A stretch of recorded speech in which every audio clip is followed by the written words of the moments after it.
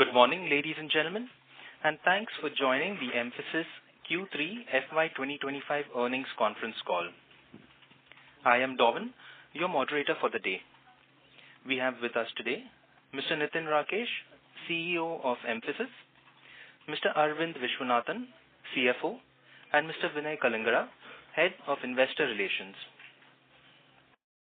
As a reminder, there is a webcast link in the call invite mail that Mphasis management team will be referring to today.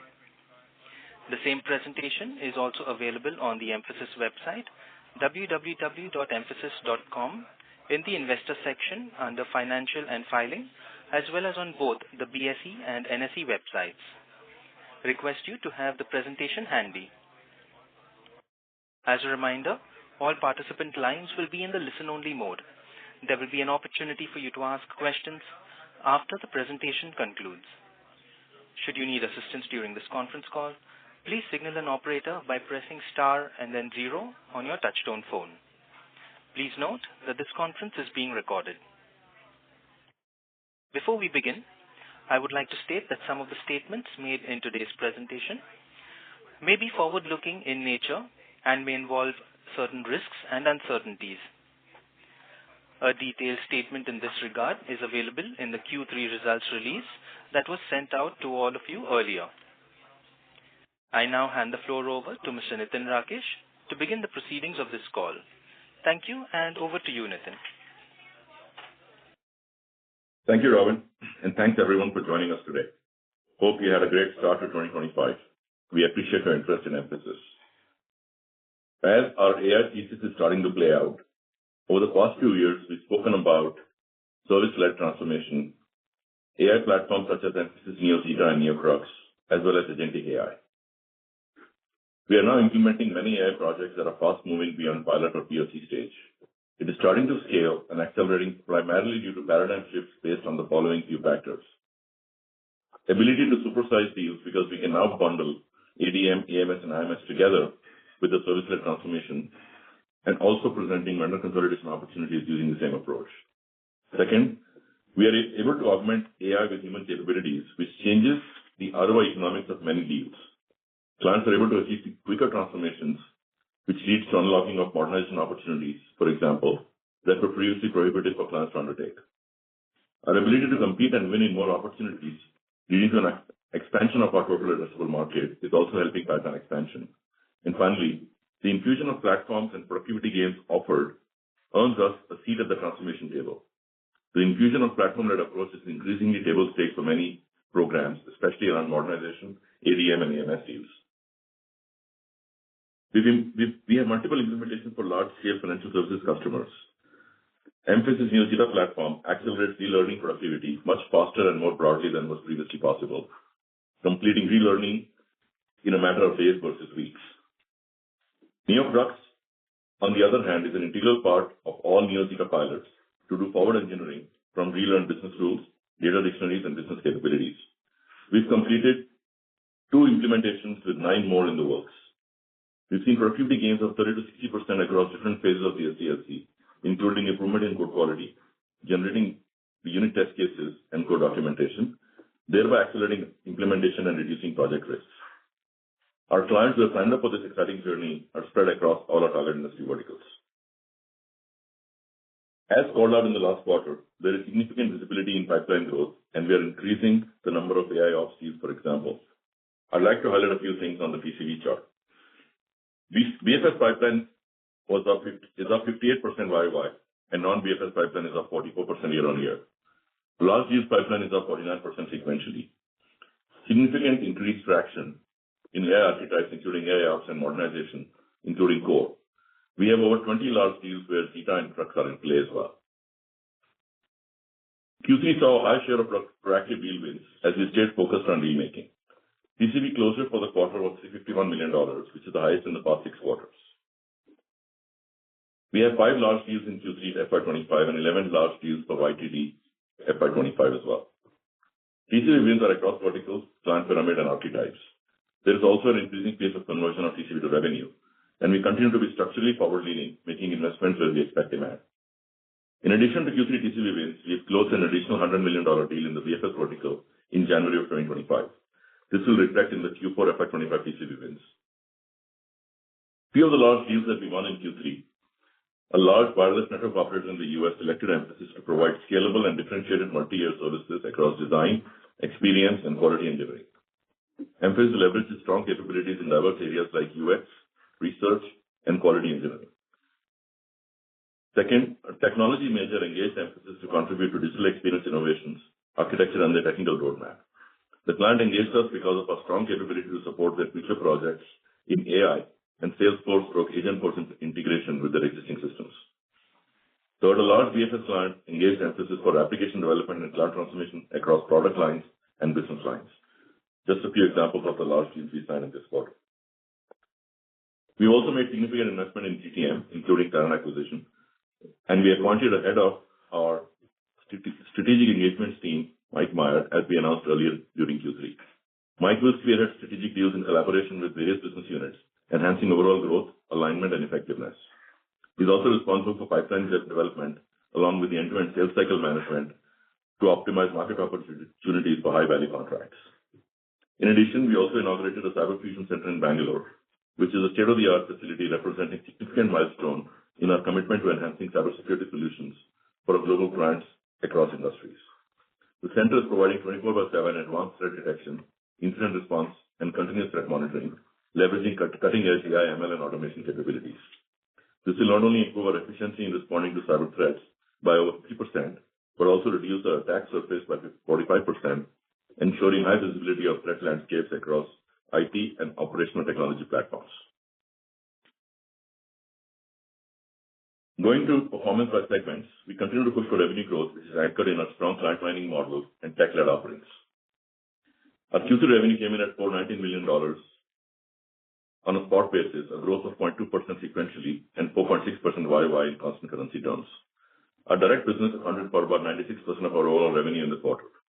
We expect the pace of revenue and deal conversions to remain strong, propelled by the savings-led transformation theme that I just talked about. Our direct revenue for the quarter increased by 0.2% sequentially and by 5.1% year-over-year in Q3 FY’25 in constant currency terms. Our growth momentum in direct continues despite the seasonality impacting Q3. For the quarter, our anchored US grew by 0.6% sequentially and 6.3% YOY in direct. EMEA region declined sequentially by 5% in constant currency terms, following primarily the seasonality impacts. The rest of the world grew 3.3% sequentially and 14% YOY in constant currency terms. Our core service line, enterprise apps, constitutes about 72% of revenue, and the revenue contribution from this service line continues to grow. We grew about 0.7% sequentially in CC terms in direct apps. The BPS segment grew 0.4% sequentially and 3.7% on a YOY basis as projects continue to ramp up, and we see continued uptick in our mortgage business as well. Going to performance by vertical, our BFS and TMT verticals continued the growth momentum. At an overall company level, BFS was up 1.6% sequentially and 8.6% year-over-year in Q3 FY’25. And specifically in direct, BFS was up 1.8% sequentially and 9.5% year-over-year. BFS growth has largely been driven by wallet share gains in existing accounts and strong execution in new account wins, including the accounts that were opened in the recent few quarters. Insurance vertical grew 4.4% sequentially. TMT vertical grew 2.9% sequentially, with direct TMT growth at 15.7% YOY, driven by continued deal wins and conversion of recent large deal wins to revenue. Our client pyramid continues to improve across the board. Sequentially, we've added one client in the 75 million plus range and two clients in the 20 million plus and 10 million plus categories, respectively. One of the new BFS clients we signed last year has already ramped up to a 20 million plus account. Also, on a quarterly annualized basis, we have a BFS client crossing 100 million account as well. New accounts in TMT are also showing good traction. With the recent large wins in the last 3 quarters, we ramped up a high-tech account to an approximately 50 million annual revenue run rate account. Our top 10 accounts declined 0.8% sequentially, and 11 to 30 accounts grew 0.6% sequentially. On an LTM basis, 11 to 30 grew at 3.1% YOY. Coming to our financial metrics, we delivered to our philosophy of maintaining margin in the stated band while making investments for growth. Despite the seasonality impact, our EBIT margin remained stable at 15.3%. Reported operating profit for the quarter grew 0.2% sequentially and 9.7% year-over-year. EPS of 22.6 rupees for this quarter represents a 1% sequential growth and a 14.1% year-over-year growth.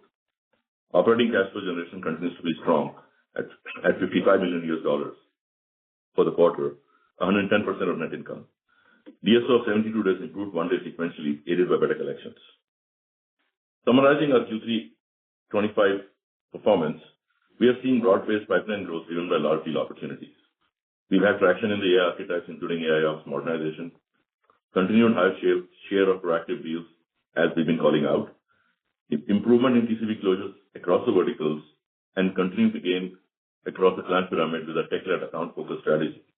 The growth has definitely been led by BFS and TMT verticals, and execution rigor delivered stable margins within the target band of 14.6 to 16%.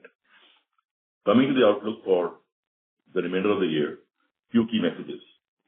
We continue to execute in an environment steadily moving in the right direction, focusing on the micro as the AI-led opportunities play out.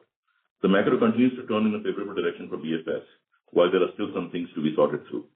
We see some recovery in discretionary spend continuing, while there are signs of uptick visible in the mortgage business despite the uncertainties. We've seen visible momentum in pipeline conversions and expect to be above industry growth for the full year, gaining from improving TCV revenue conversion and strong TCV wins, while at the same time targeting sustainable margin within the current band of 14.6 to 16%. On that note, let's open the call for questions, operators. Certainly, sir. Thank you very much. We will now begin the question and answer session. Anyone who wishes to ask a question may press star and 1 on their touchtone telephone. If you wish to withdraw yourself from the question queue, you may press star and 2. Participants are requested to please use handsets while asking a question. Ladies and gentlemen, we will wait for a moment while the question queue assembles. We have the first question from the line of Sudhir Guntupalli from Kotak Mahindra AMC. Please go ahead. Yeah, Nitin, thanks for the opportunity. Good morning. So to remain above industry average growth for FY'25, and industry average can be broadly assumed to be in the range of around 4.5 to 5. So we should be able to clock 3.5% kind of growth or thereabouts in March. So what gives us the confidence on that run rate? Apart from the deal wins, my question is broadly, is there any other leakages that you're worried about, or the portfolio can be assumed to be largely stable with incremental TCV to revenue conversion becoming faster? So, Sudhir, I think the math is the math. You've done the math already. I think we do expect Q4 to be, I would say, the best quarter in the last 3 years from a sequential growth perspective. And I think you've already displayed, some of the math skills. From the point of view of the portfolio, I think we are fairly forward-leaning, as I mentioned, to making sure that the pipeline continues to convert to TCV. We've seen some, again, a 6-quarter high in TCV in this quarter. In addition, we've signed a large deal already in Q4 within the first 2 weeks. So that actually gives us some boost to converting some of that into in-quarter revenue as well. So all things put together, puts and takes, there's always going to be, portfolio approach. At this point in time, I think we are fairly comfortable with where we stand, especially as it relates to the remainder of the year. As we get into FY'26, we'll probably give you more color. There is always work to be done, whether it's in some client segments, some verticals, some geographies. I mean, we called some of those things out in the script as well. But more importantly, I think staying very focused on conversion of both pipeline to TCV and TCV to revenue. Got it, Nitin. And the sharp decline in logistics vertical that we are seeing this quarter, is this one client-led, or this is more broad-based and industry vertical specific? And a related question is, any update on the logistics client where there is a bit of speculation that we may have lost this client and so on and so forth? So then I think, firstly, this is not linked. The decline you're seeing is not linked to any one customer. Some of it was expected, but it's not just one customer led. I don't think it is constructive to over-index the conversation on a customer. As I said, right, we are aware of all the speculation and the rumors. It's very difficult to address each one of those especially on unfounded or ability to name customers and discuss them gets very limiting from a management standpoint. Given the broader context of competitive intensity, customer relationship, confidentiality contracts and so on and so forth. So I think take it for what we are giving you, which is the ability to drive growth through the remainder of the year, the ability to focus on pipeline and conversion, and the confirmation that, the decline you're referring to in Q3 is not linked to any one single, large decline. Again, if you triangulate it, right, you guys have all looked at the numbers. If that was the case, the US would have had a bigger decline than Europe, right? Just to give you some context. So I think sometimes it's good to triangulate data points versus, focusing on the narratives that you hear from the market or from our competitors. Got it, Nitin. And just last question, what might be the impact of furloughs this quarter, if you can call out?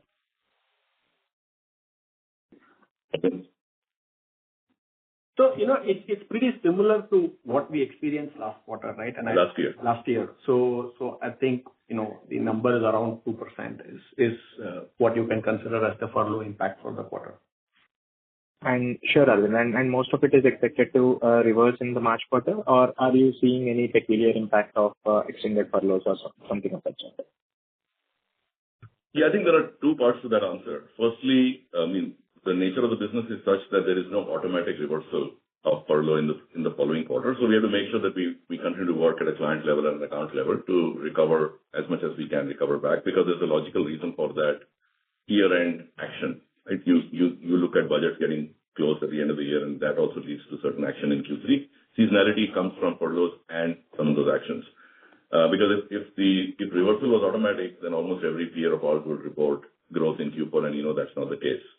So we are expecting to recover a portion of it back for sure. I would say a good healthy portion of it back. We are not seeing any material, extension of the furlough into Q4. We probably saw some of that over the last 2 years. This year seems to be a little bit better. And hence that's also going into the confidence that I gave you on our Q4 performance. Thanks, Nitin and Arvind. All the very best for the future. Thank you. Thank you. We have the next question from the line of Nitin Padmanabhan from Investec. Please go ahead. Yeah, hi, good morning. Congrats on the solid deal wins. Nitin, 2 questions for you and one for Arvind. So one is that I think a peer basically talked about how they've had to pass on a lot of AI-led productivity benefits to a very large customer. Are you seeing that, and how are you thinking about that in terms of how much you'll be able to relatively retain? So that's one. The second is, I think if I look at the portfolio, looks like BFSI, TMT, all of those are leaning towards high single-digit year-on-year growth rates. But the only drag is from a logistics and transportation perspective. Now, here, if you think about it, is the current quarter a more furlough-driven impact, and do you expect that to come back? And second, when you look at the deal pipeline and the order book within that vertical, do you see things improve? So those are the 2 questions for you, Nitin. And there's one for Arvind we can ask you. Yeah, you get to Arvind once I'm done, because otherwise I'll forget my questions. I think the first question around AI-led productivity, I think it's a fairly nuanced answer, because if the expectation is to implement it in a current portfolio where you're either doing a large dev program or a large run program, and you have to protect your turf, then you obviously have to be fairly, sharp about how much of that can you retain and how much of that you have to give back. But I think if you move the conversation away from, just efficiency and cost savings to a savings-led transformation approach, then the ability to bundle either a multi-tower or AD with AMS, or run with change. For example, you take on an existing application portfolio with a very strong, modernization story linked to it. Then I think you have the ability to not only protect margins, but actually grow your wallet share. And that's kind of what we are seeing. I can't comment on what somebody else said in terms of, what they had to do. But in our case, we are not seeing this as any major headwind to either wallet share or margin. In fact, where we need to be, we will be very forward-leaning on supersizing deals using this, and that's what I called out in the commentary. And a little bit of that definitely is playing up in the fact that pipeline is up 50% year-over-year, because they're able to bundle, a larger construct because that provides efficiency, certainty of outcome, and rapid, deployment of some of these solutions as the three key levers besides just cost. If the focus is going to be over-indexed on just cost saving, then it'll be very hard to convince the customer why, they can't take all of that back into their P&L. So that's kind of on the first one. I'm happy to take more questions on that if you have. On the second item, I think the pipeline is actually very, very broad-based. Some of our largest deals are, spread very well across all the verticals, including L&T. So we do expect good deal activity. I don't think this is a very large furlough component. Some of it may be in there. This is definitely more a question of, certain client-related, project, items, or in some cases, year-end, related budgeting issues. But we do expect uptick in deal making in that vertical. I think the other vertical has also been contributing to a decline a little bit. It's been a little patchy in healthcare. We've had a couple of good quarters, and then, there were certain other payer-related, headwinds that came in. So there's work to be done for us in healthcare as well. And again, from a pipeline standpoint, from a deal closure standpoint, I think there is good activity in that vertical also. So I think, as I mentioned, a little bit more consistency needed across segments. That's very much the focus. But good news is there's visibility in the pipeline very much there for all the verticals that need some work. Perfect. That's helpful. Arvind, is there any one-off within the D&A line item? There's a marked increase this quarter. And any specifics on revenue from TSQS that could accrue in the next quarter? Yeah. So there are no one-timers per se, right? There are typically, some marketing events that we've done and spends around that has come through. But I think if you see a 3-4 quarter trend, it kind of oscillates a little bit. So I don't think there's nothing much to read into it. I was referring to depreciation amount. So on the depreciation side, as you know, we had won a deal last quarter on one of the large telcos, right? And as part of that deal, it was a consolidation deal for which there was a money paid for rebadging employees. And as part of that, while the accounting, follow the M&A accounting, there is no goodwill or assets taken over. The entire amount paid is amortized into the P&L as depreciation of intangibles. And that is the amount that has kind of come in. I expect that, that will normalize, but, you have other transactions that we do, and we will have to see how that comes. But it is largely driven on the back of a new deal that we announced in October.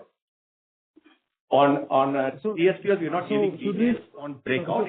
Should we take this as a steady state? Sorry. You can take it as actually, see, it will oscillate. I don't want to get into a quarter-wise forecast on this, but as we do deals like these, because we won another deal which we have talked about this quarter also as part of the consolidation. So, maybe the previous one will a little bit taper down and the new one will have an impact. So, I would say that right now you may not see a very big difference in Q4 vis-a-vis Q3 on that line item. So, listen, I can, maybe from a philosophy standpoint, what Arvind is explaining is the accounting treatment. But from a philosophy standpoint, wherever we see an opportunity to do tail consolidation or take on, contracts that might be with, non-strategic vendors, or that gives us an opportunity to structure a large 5-year deal, we would actually do that, even if that means that we have to structure a transaction where it works for both the customer and us. So some of these will continue to be, one-offs that you will see, primarily driven by the fact that we see opportunity, we take it, and we invest in the business and with the customer. And that's how we are getting these clients to progress through the client pyramid as well. But would we need to worry about headwinds to margins with these transactions, or it should be accretive, or it's a life cycle? How should we think about it? I think these are highly accretive deals if you look at the nature of the transactions, the tenure, and the profitability. So you don't need to worry so much about the accounting impact-related headwinds. Otherwise, you would have called it out, and you should have seen that. You could have seen that in Q3 and in our guidance for Q4. So I don't think that's the case. Yeah. Sure. Perfect. Thank you so much and all the very best. Thank you. The next question is from the line of Abhishek Kumar from JM Financial Limited. Please go ahead. Yeah. Hi, good morning. Two questions, Nitin, both on TCV. First, you said, in the presentation that TCV to revenue conversion is improving. And now two parts here. One, what was happening earlier? Was it just the slow conversion that was impacting the headline growth number, or was it slightly elevated leakage because of mortgage and some of the other stressed top 10 accounts? And second, what has changed that is giving you the confidence that TCV to revenue conversion will be better going forward? I think both great questions. There was definitely churn in the business. We've talked about at peak what the contribution from mortgage was to at bottom what the contribution was, and there was a pretty big swing within 4 or 5 quarters. That stabilized definitely at the end of 2023 when we called for a bottoming in the business. Now this is the fourth quarter where we've seen sequential growth. I think we need a little bit more consistency in that number from a quarter-on-quarter perspective, which is what we are all focused on. From what has changed, I think some of the uncertainties that at a macro level, started getting addressed, whether it was peaking of the interest rate cycle. Middle of 2024, it was clear that cycle has peaked, but it took another 3 months till September for the cuts to start. Between September and December, we had a 100 basis point cut. That definitely had some uptake to not only volumes, but more importantly, confidence in the cycle and the soft landing. Secondly, if you look at the outcome of the elections, there is some degree of certainty on the fact that the tax cuts will get definitely extended, which means that enterprises can now plan budgets with that assumption in mind versus an uncertainty around how that goes and where that goes. That definitely leads to higher enterprise confidence when it comes to committing to larger programs. The issue earlier was they would commit to a program, but it was one step forward, one step backward, because the data points were so commingled and confusing that it was hard for them to take a 2-year, 3-year view as to whether they can commit that kind of budget in that duration. So there was a very high scrutiny on projects and spends. It's still high scrutiny. It's not that there's free money available, but at the same time, there is more confidence and the ability to commit to some of these larger programs is definitely, upticked in the last, I would say 3 months or so. So that's kind of where we are, where we are seeing the business and the approach and the confidence arriving from.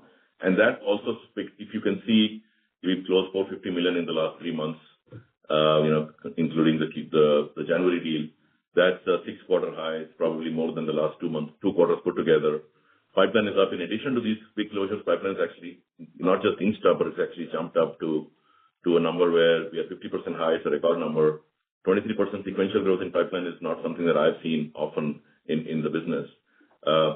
Obviously, we've been investing in the large deal framework. We've talked about adding a new leader, and very much, and as I said, forward leaning on it, purely based on the qualification of the deals in the pipe, as well as the ability to continue to originate deals as well. So I think it's all put together. Environment looks to be, improving further from where we were definitely this time last year. There was a little bit of a tentativeness in the recovery, and obviously for the first 2 quarters of calendar 24, there was a fair amount of, skepticism around whether the recovery will take shape. We've seen that across the industry now in the last 3 quarters. So I think it's just a continuation of that trend. Great. Just to follow up on what you said towards the end, you've hired a new leader. You're looking at some of the large deals, and we just discussed some of the rebadging, etc. So is that a conscious strategy to go after these consolidation deals, those sort of $100 million plus kind of consolidation deals, which we were probably not participating as much, given higher exposure to apps, etc. Is that a conscious strategy that has changed recently, and therefore we should expect slightly more larger deals going forward? So I think the answer is this is very much a deliberate effort to balance risk reward as we look for opportunities and deals. And the reason I say that is that just because we are doing these consolidation deals, which require some element of structuring or investment, doesn't mean that we are throwing caution to the wind and doing deals that shouldn't be done, right? So I just want to make sure that I articulate that very openly. Of course, we've focused on large deals. We've been reporting the number of large deals, I don't know, for the last 5 years now. We used to do 1 to 2 a quarter. We are now between 3 and 5 a quarter. Average deal size has gone up slowly but surely. We had a mega deal, mega large deal quarter about 6 quarters ago. So this is very much a deliberate attempt at building muscle that we think is required. And by the way, not only is it required to get scale, but there's an opportunity to use the capabilities that we've been invested in. And I talked a fair bit about that in the script as well. So I think this is very much a deliberate, conscious attempt.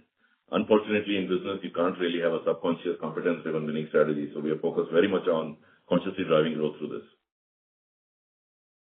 Great. That's helpful. Thank you and good luck.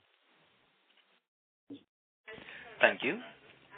The next question is from the line of Vibhor Singhal from Nuvama Equities. Please go ahead. Yeah, hi. Thanks for taking my question. Nitin, just want to delve a bit more on the logistics vertical. I know we've done a lot on it already. I mean, it stands out as a sharp contrast to all the other verticals which actually reported quite handsome growth in this quarter. So what ails this vertical particularly? If you can delve a bit more on this. Is it that the vertical itself is facing tech spends which are coming lower? Is it some clients who are actually ramping down? Or is it some loss of wallet share or something like that? And can you provide some trajectory as to when do you think this vertical could bottom out for us in the coming quarters? So let me first break down the vertical for you. It's called logistics and transportation because it has a combination of logistics, airlines, railroads in there.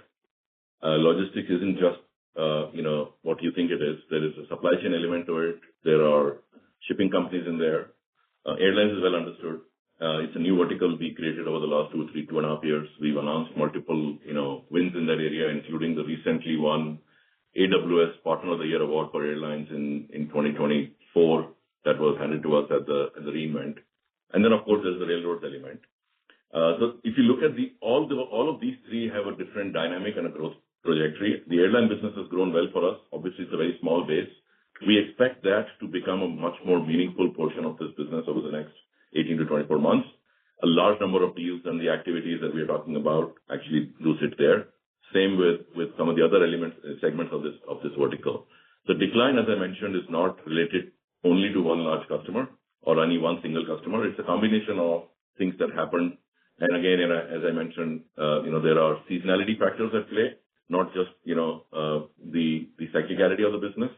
The non-airline business is also something that is exposed highly to global macro and supply chain headwinds. There is definitely work to be done there. And again, not every customer in every segment will grow at the same pace, either on a sequential basis or on an annual basis. So this is kind of the puts and takes that we are dealing with, fairly focused on driving growth through deal wins, and of course, making sure that we continue to protect what we can with existing customers as well as acquiring new customers. And any timeline that you could provide that when you think with the effort that we are making in terms of airlines and other sub-segments, when this vertical could bottom out for us? We could start seeing positive sequential growth in this quarter. Any kind of a subjective direction itself also would be helpful.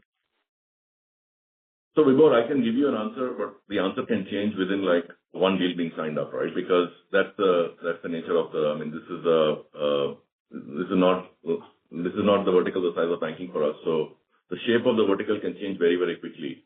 So I think what I will tell you is the portfolio visibility that we've given you for Q4 assumes a certain set of actions that could change as we announce, or as we try to close deals and we announce activities there.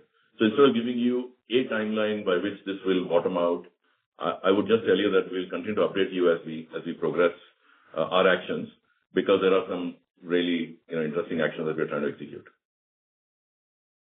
Got it. That was helpful. Also, just to quickly pick your brain on the insurance vertical.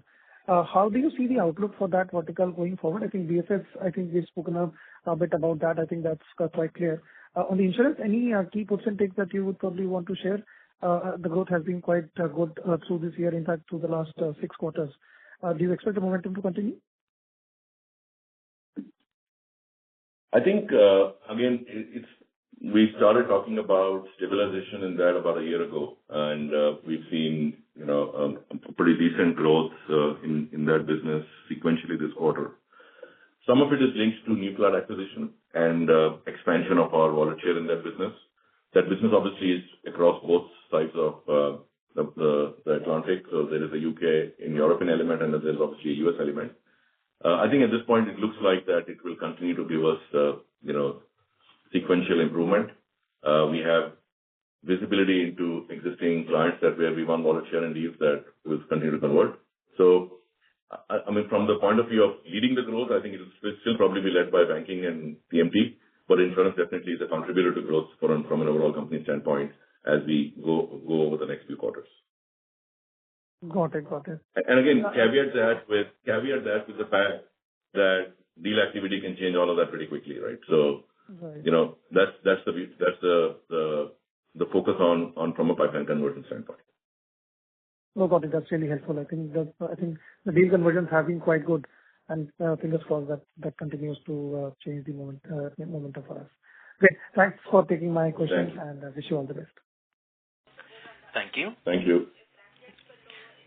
We have the next question from the line of Sandeep Shah from Equirus Securities. Please go ahead. Yeah, thanks for the opportunity.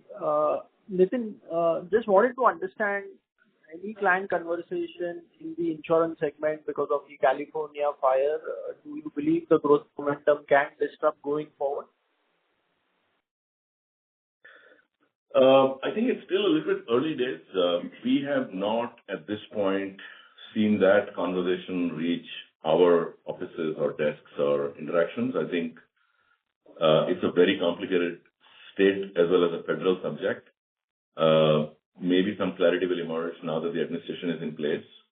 I mean, there's definitely going to be some impact on some large carriers, especially that cover home and auto, because both of those will take an impact. But I think there is probably a realization that there is a dollar limit to that, given the backstop of that was given by the government in California. So at this point, nothing to call out. We'll keep watching it. I don't think the incidents are behind us yet because there seems to be some more activity this week. So I think nothing to call out on that front. We probably will know more about it as they report their current quarter earnings and make some disclosures. On the flip side, though, I think it gives us an opportunity to sharpen our pencils and go to them with some propositions. So that's something that we've already started to think about. Okay. And in terms of large deals with a conscious effort to increase, is it fair to assume that these large deals will also be at a company average, or there could be some investment which may lead to some compromise on the margins going forward? Very, very good question. I think the stance that we've taken is, and we've talked about it for the last, I would say a few quarters, maybe even few years, is we continue to prioritize growth and hold the margin steady, which means if we have the ability to drive operational efficiencies, we love to invest that back into growth. Growth can come from, investment requirement is in 3 or 4 different buckets. First one is definitely capability. We've actually upped our investment in capability competency as we built these AI platforms over the last few years, especially over the last, 18 months. Second investment required is in GTM, which, for example, setting up the large deals team, expanding our coverage on accounts, going from just the top 10 to the next, 20 accounts, expanding into newer verticals and newer geographies. All of that requires investment in GTM. And the third investment is at a deal level, within a large deal construct, what investment is required and how much of that can be absorbed.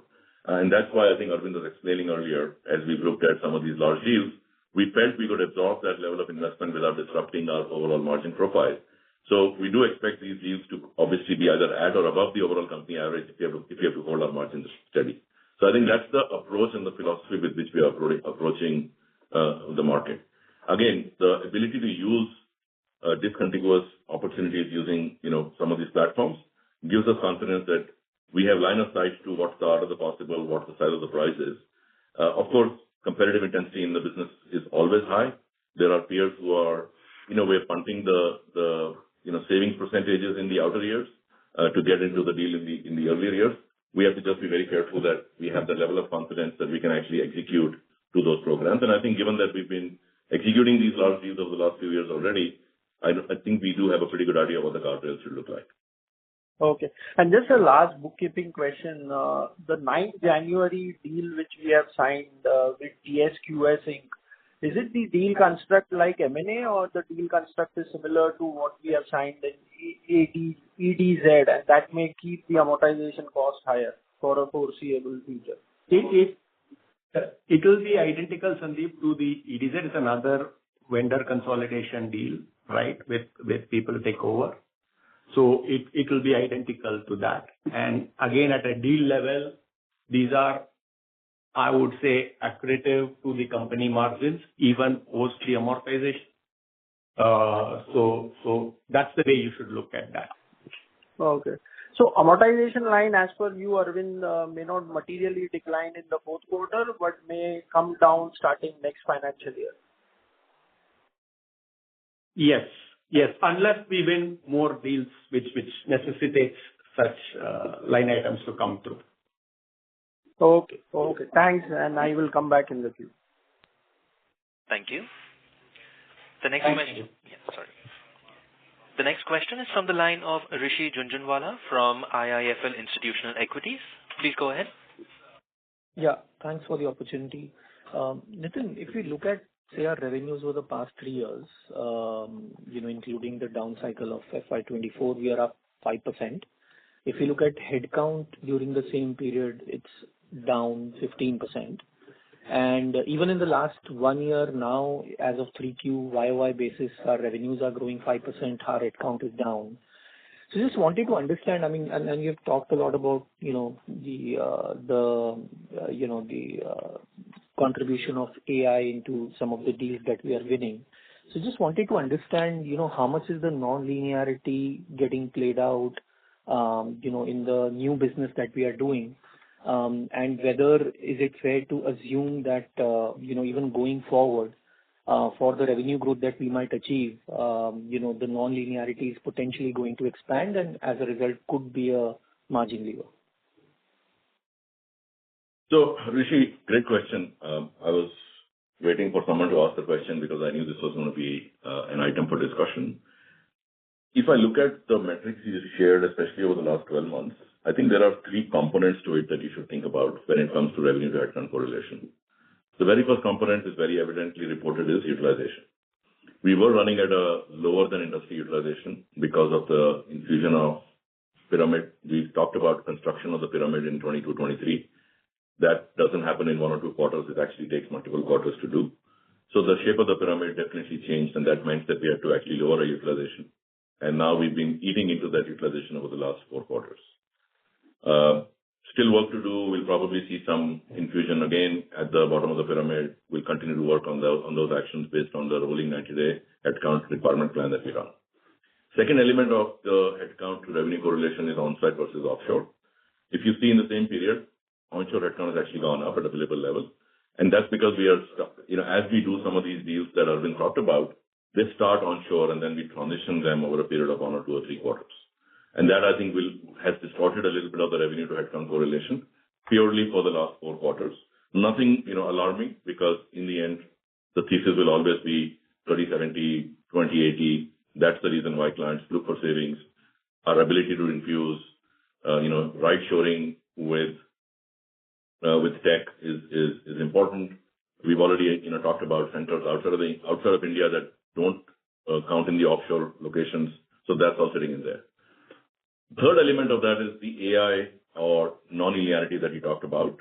We are definitely seeing some of that, especially in areas that require AI-led ops, for example, production support, enhancements, QA.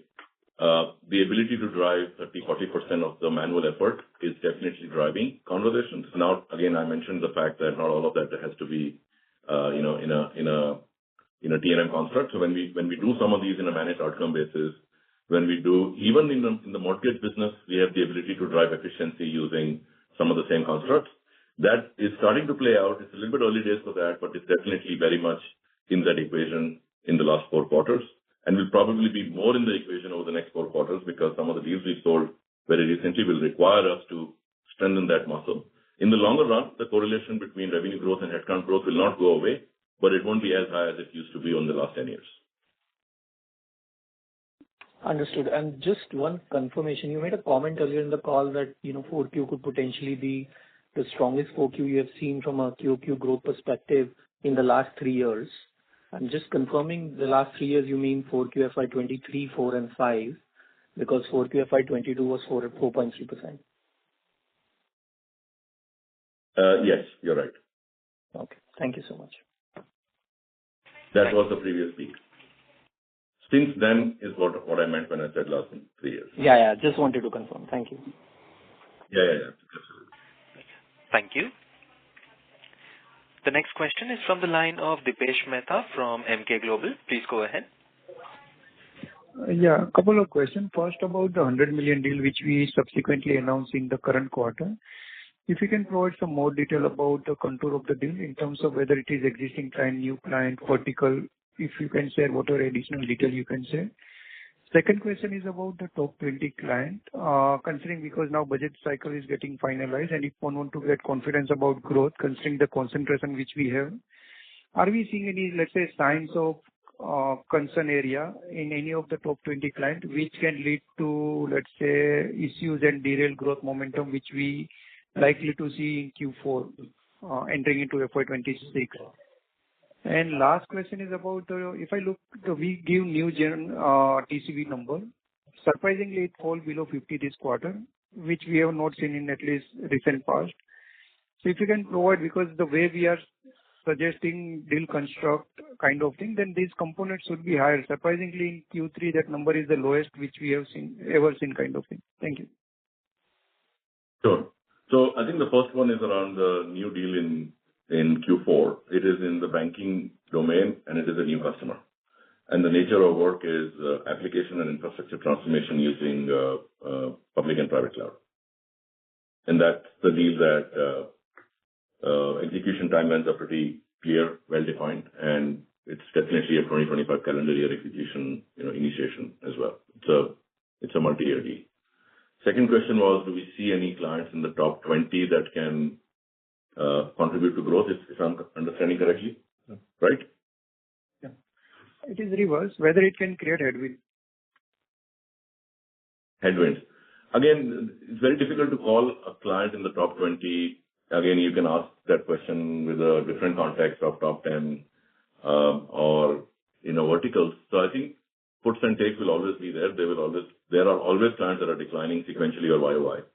Our effort is to make sure that the net positives are higher than the net negatives. So from that perspective, the top 5, top 10, top 20 anyways is a dynamic list. It's not the same static list. There are clients in the top 10 today that were not in the top 10 a year or two ago, and that's very much, the focus from a pyramid growth standpoint. So nothing to really call out at this point. We will continue to monitor the portfolio both at a geo, vertical, and a client segment level and report it. And the third question was around new gen. It's a good question. We've been a little bit conservative in taking some of these vendor consolidation opportunities and not reporting them as new gen, and that's what's driving the lower percentage, because the large deal that Arvind talked about that we've done with an existing customer with a consolidation play, we so far have not applied any new gen or AI muscle to it. So that's something that we will do during execution. But from a reporting standpoint, that's probably what's distorting the new gen percentage. There's definitely going to be infusion of tech-led capability besides just right shoring to make sure that the deal is executed for what we committed to the customer. Just harping more on the top 20, which I said, it is more from the growth perspective. Let's say we will see good momentum picking up for us in Q4. If any of those issues again cropped up, we will see deceleration, considering we have fairly high concentration in top 5, top 10, top 20. And that's why I try to get sense. Do you see, let's say, considering puts and takes, which we know in the portfolio of top 20 clients, can provide any big headwind to our growth acceleration momentum, which we are started to see? So Dipesh, again, difficult to give you. I really don't have a way to calibrate as to what the exact response should be, but except tell you that there will be hotspot accounts. There are hotspot accounts in the top 10, top 20, because as I mentioned, not every account, not every vertical will grow at the same pace consistently. We will take a portfolio approach and continue to report it. We definitely have work to do where we think we can plug some of these headwinds. There are two ways to grow. One is everything grows. Other is you grow around all the issues that you have. So we try to do both of them, and wherever possible, look for opportunities to grow around issues as well. And we've done that in the past. You've looked at our concentration to, one large customer 5 years ago used to be almost 26-28%. We are down to 2%. We've also looked at concentration or risk coming out of the mortgage business, so we've grown around that as well. So I think we'll continue to just apply the same playbooks that we know how to. And in a way, the lead indicators will always be pipeline to TCV to growth. Understood. Thank you. Thank you. The next question is from the line of Shraddha from AMSEC. Please go ahead. Yeah, hi, Nitin. Two questions. 74 utilization since last 3 quarters. So how do we see the trajectory of... Shraddha, your voice is breaking. Can you please repeat the question? Yes, can you repeat the question? Yeah, so we've been operating at 74-75% utilization since last 2-3 quarters. So how do we read the trajectory of utilization from here onwards? So I think we've had a sharp improvement in utilization over the last 4 quarters, right? I think it is safe to say that we would be around similar levels. But I think one of the points that we've at least been very focused on, right? We're pivoting towards growth, and I think a lot of our supply chain is determined by how the growth materializes. Now, if you really look at even the data that we share, you've seen a sharper increase in on-site over the last 3-4 years, right? And naturally, that lends itself to a better blended utilization because on-site always operates at higher utilization. So I would say that, directionally, I don't see a major shift in utilization from where we are. But utilization, supply chain are, frankly, input parameters to manage demand, right? And if there is a change in the nature of demand, which we don't see currently, but if there is, things will change, but otherwise it should be along similar lines. Right. And just the second question on the... Sorry to interrupt, Shraddha, but your line seems to be breaking in between once again. I'm speaking from line. Is it better now? Please go ahead. We'll check. So the consolidation deals that we are aggressively pursuing now, so do these involve a larger component of the party hardware or something that's activated interest? We can't hear you clearly, Shraddha. Shraddha, may we request you to please move to an area with better network or reception? Okay, thanks. Okay. Or if you don't mind, just send that question on the chat window. I'm sure there is one way to do that. Thank you. The next question is from the line of Manik Taneja from Axis Capital. Please go ahead. Hi, thank you for the opportunity and congratulations for the steady performance. Nitin, I wanted to, while you mentioned about the fact that we should probably see the correlation between revenue growth and headcount reduce going forward, it will be great to understand your thoughts as to, do you think some of the transition towards almost like a platform business can drive margin gains for us, given in the past we've seen the industry compete away the margin gains back to customers? That's question number one. The second question, with the way that you see demand playing out across different industry segments, do you think our concentration or proportion of business coming in from banking once again grows in the foreseeable future, given the way one is seeing industry demand progress? So I think the first question is let me take that one. I'm not sure second one I understand, but let's take the first one around transition to the platform model. I think that is in a way the North Star. Question is, as you rightly said, that industry has competed away the gains from this model back to the customer. That really is, there are two issues that we are very, very watchful of. Change management at the client level. Will the client buying behavior change from buying predominantly capacity-driven contracts? Second, change management behavior will always be around competitive intensity, the ability to construct deals that actually give you some lift and some benefit. Early days, I think we are in the first innings of a baseball game, so to speak. This will play out over the next few years, definitely. All I can tell you is there are existing instances of at least a handful of companies that have managed to transition from a pure services or a solutions business to a platform-based services business. We are very focused on learning the best practices and making sure that as we invest in some of the platforms, we will definitely take a commercial approach that is value accretive to the customer to begin with, but most importantly, also highly gives us a degree of differentiation and stickiness that helps us beyond just looking at short-term margin lifts. So I think, again, early days, this is a topic that will continue to be discussed over the next few quarters. We are, again, very deliberately and consciously driving a whole set of actions around it, and we'll continue to keep you updated. If you don't mind, can you repeat the second question, please? Sure. So my second question was... I understood, but... Sure. So my second question was that in the post-pandemic demand upswing, we saw the proportion of revenue that we get from banking go up, given the strong spending in that segment. Do you see that once again inch up over the foreseeable future, given the way you are seeing demand patterns play?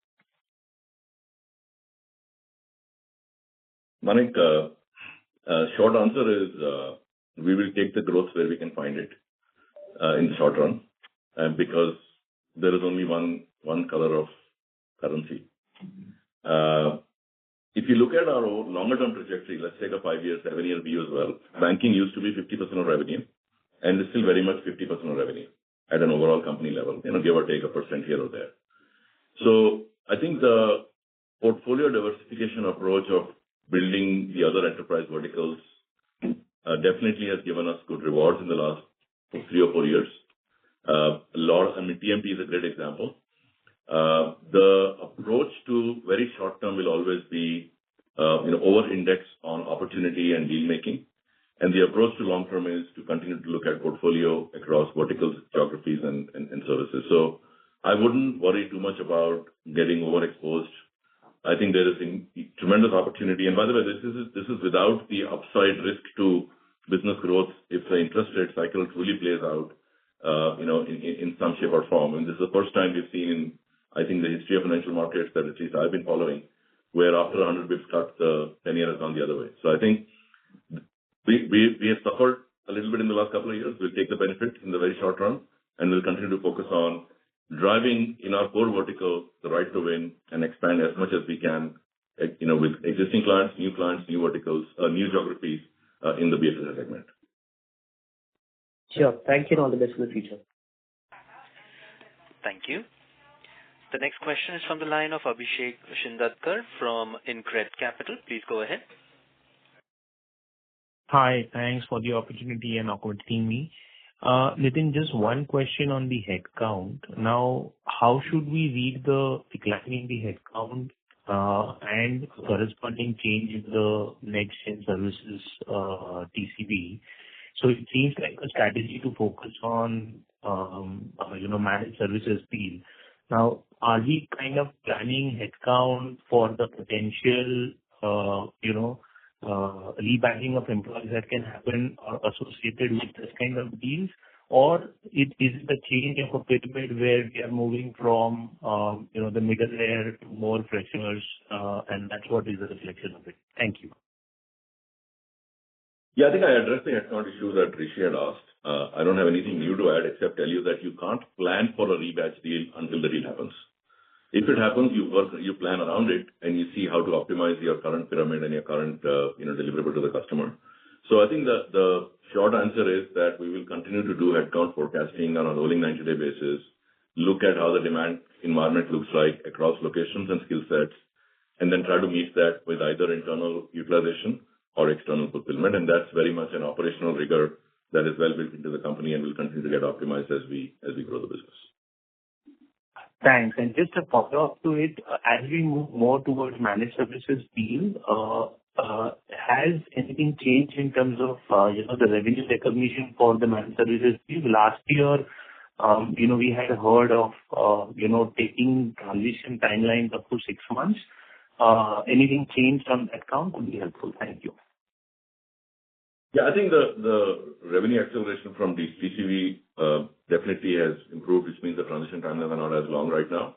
When it comes to managed services, it's a combination of right shoring and effort elimination, as I mentioned earlier. So that will definitely play out into the aspect of the non-linearity in headcount to revenue correlation.